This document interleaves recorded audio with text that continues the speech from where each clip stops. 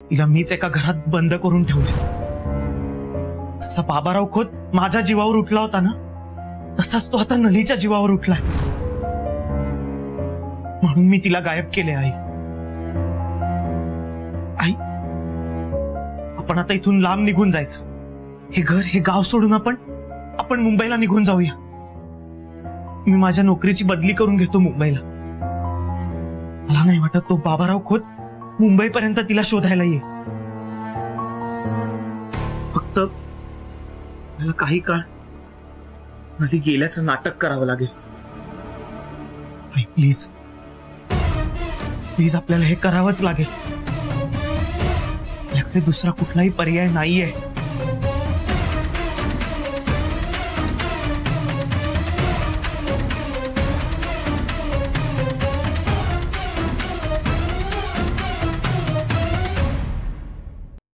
खरंच मी दुर्दैवी आहे।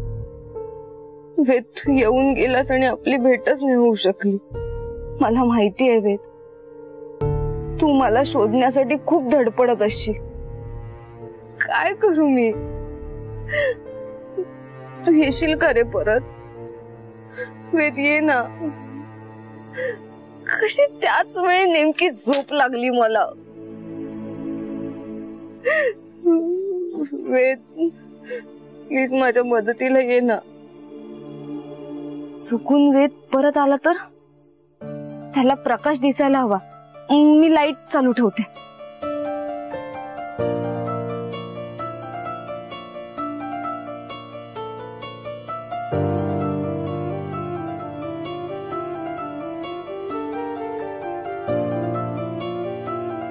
वेद वेद ये परत।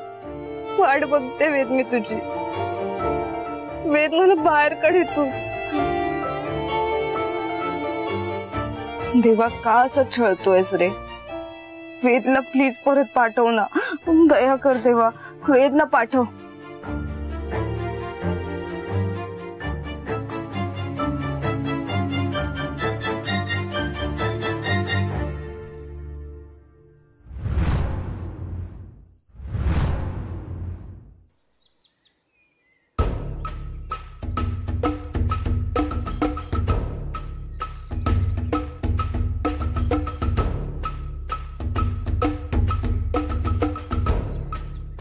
वेद,